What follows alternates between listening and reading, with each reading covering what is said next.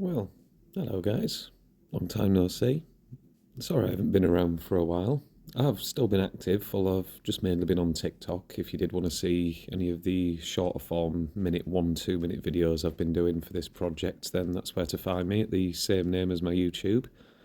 And with that, I guess I'll show you what we're doing. It's the 4:1 scale RMS Titanic model. I say it definitely doesn't seem like a year since I last posted on here, but I suppose time does fly on by. And with that, let's go have a look. So you may notice from the last video I have actually extended the line on C deck to make it just that little bit taller, and I have also started adding a lot of the rigging, the masts, all sorts of finer details. It's been a lot more helpful now the new pale wood trapdoors have been added. Finally get a good bit of white in there instead. If we're looking around at the top, I have put a French flag as I'm setting this one in Cherbourg, as it picked up the last of the passengers just before it went out into the Atlantic. So just in the distance there you can see the HMS Nomadic, one of the tenders for Titanic. I do plan on making the HMS Traffic as well, which was the third class tender that was used in Cherbourg, although that one's still probably quite a way off. As we move down to the raised roof above the first class lounge, you can see I've been doing a lot of the deck chairs and planning out where the fans are going to go. And then moving down to the A deck promenade, I've also done a lot of the deck chairs there.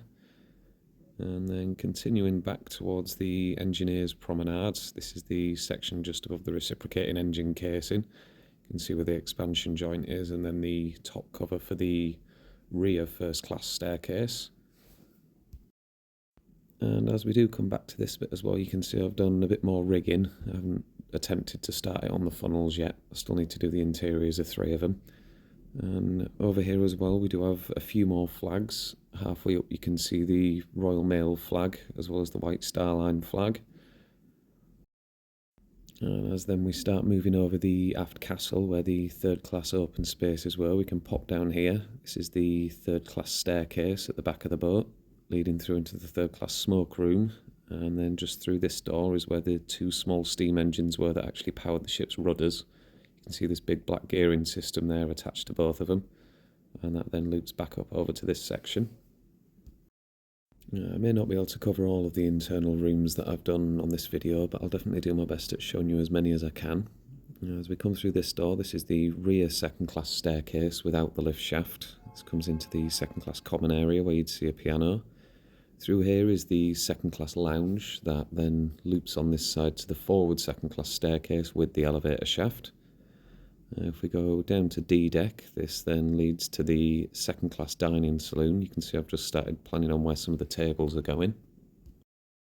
And D deck is probably one of my favourite decks in terms of actual interest and connectivity. The first and second class dining saloons were actually joined together by a universal pantry and galley. So this is the first and second class galley room. You can see all the stoves, and that then leads into the first class pantry area, which loops along the entire width of the ship. And as we keep heading forward, this then comes to the room I've actually done the most in terms of detail, the first class dining saloon. You can see, I believe there's over 115 tables ranging between 2 and 12 seaters, and each one having their own chairs. This then links into the first class reception room attached to the grand staircase. So heading up onto C deck, you can see the purser's office separate, and then up onto B deck where a lot of the first class suites were. Then up onto A deck where the money shop comes in. This has got to be one of my favourite views on the whole build. It's just absolutely stunning. I don't know if I could ever recreate this again in anything else I did. But if we do continue to then go up onto the boat deck, you can see a few walls I haven't actually finished yet. Through that door was the gymnasium. And this then loops back up just onto the promenade. You can see the Nomadic down this section. I've done some of the lower class spaces. That gap in the centre is where the engine casing's going to go. Although in terms of the Nomadic, I don't really want to show too much until a bit more of the ship's done, because I've only got the underwater levels at the moment. So for now, I'll just show you how many deck chairs there actually are on this first class promenade on A deck. Currently, we're just going past the forward expansion joint in between the first 2 funnels. This then connects back up into the grand staircase. And actually, instead of going up there, we'll go back down here. While we are here, a lot of the main first class areas are located on a deck, so it's a bit dark, but you can see the reading and writing room through there. And then this then leads into the first class lounge with the raised roof. I still need to do the chandelier on the ceiling, but a lot of the actual space inside is laid out ready for the tables. And then following this corridor past the third funnel, this then leads into the rear first class staircase, which is basically a copy of the front one, just a little bit smaller. And this then goes into the first class smoke room, where one of the only two fireplaces on the ship were. And from there leading back, we're now in the veranda cafe, with a small connecting galley in between that also leads to the Palm Court cafe, pretty much mirror images of each other. You can see this then loops back into the smoke room, and coming forward back into the rear staircase. If we just drop down one deck, this is where the Parisian cafe was, just on the side here. You can see most of this is all trapdoors. It was very tricky to get everything to work right. Little cloakroom on the side, and this is the a la carte restaurant, one of the places where it had its own galley basically that just connected through this doorway here. And in terms of the galleys, there was actually about 6 of them all connected in between the third and fourth funnels with this staircase, or well, it would have been a circular staircase. It does actually go all the way up the fourth funnel, although I still need to build that bit. And here is Titanic's kennels. Of course, I put some dogs in there as well. And then if we just keep going up towards the top of this funnel, do excuse the fact that the inside of it isn't finished yet, it still looks a bit strange, but this actually goes all the way down into the bowels of the ship where you'd find the turbine engine.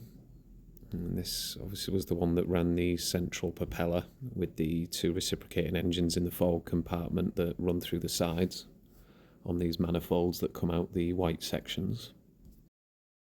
If we just drop down to the floor level, you can see the reciprocating engine room through here. This was the first interior space that I built on the ship, although I have had to alter it slightly.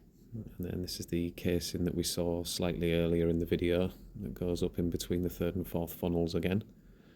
Although I've just realised there's actually no way out up here, so let's drop back down and maybe head on to Scotland Road on E-deck.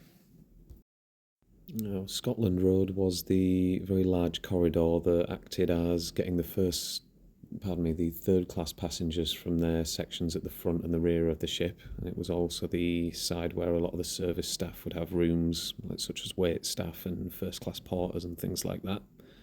This is one of the second class staircases there. This then goes into some of the third class spaces towards the back. Normally these staircases for the second class would have been cut off for third class passengers. If we keep going back this way, just past the casings for the number 5 and number 6 cargo holds, we should come across the third class staircase. There we go. If we pop up, we are now on D deck, so this should loop round and I'll just use the second class staircase to get up as it's a bit easier. Left a nice gap in the middle. And as we are coming up here, obviously I know I haven't posted a lot on YouTube recently, but if you do find this interesting and you have TikTok, do feel free to pop over to it. It's 1536 Yorkcraft, you should be able to find it. It's a lot of Titanic videos, a bit of Lord of the Rings. Obviously my York project is on there a bit as well. Any follows, likes, anything like that is always appreciated. At the end of the day, this project is a labour of love and I'll be doing it regardless, but it really does give me a lot of motivation seeing you guys commenting and liking and all that good stuff. So just before we go underwater, you can see the blue Henson there. That was a merchant flag that was used to identify ships. And one of the big things I have been doing over this last year is actually digging out underneath the boat, just mainly so I can start building the propellers. I haven't actually started building them yet, but I've got the mounts ready and everything for them. I'm not 100% how many blocks underwater it is. I think it's...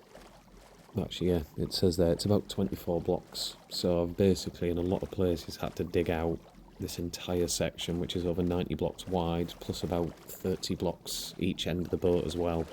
So you're looking at well over 10,000 blocks to dig all of this out. I've been doing it for about a month and a half sporadically, but as you can see here, I'm not done yet.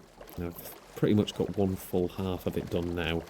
Just got up to the reciprocating engine compartment for the port side. It Actually, it just goes on and on and on. You can see why it's definitely taken me a while. I'm just about to come up towards the bow now. You can still see there's a heck of a lot of shit to still go. As I said earlier in the video, there is pretty much every internal room now has been planned out. I'll just, as an example, show you through here. This is the crew galley, where you've got a few water boilers, the stoves, that kind of thing. But you can see all the rooms adjacent and attached are all ready to go and stuff like that. So there is still a long, long way to go. And obviously there will be more videos showing you any rooms that I haven't managed to show in this one. But for now, we might as well, as it's coming to the end of the video, just climb up the forward mast and have a look at the view out of the crow's nest. And as we are at the end of the video, if you have made it this far, thank you so much for watching. I'm not going to promise I'm going to post a new one soon, because it is a very sporadic thing, and every time I start making a promise, I never seem to manage to keep it. So until then, hope you've had a good year, hope you have a good time, and I'll see you on the next video. Bye.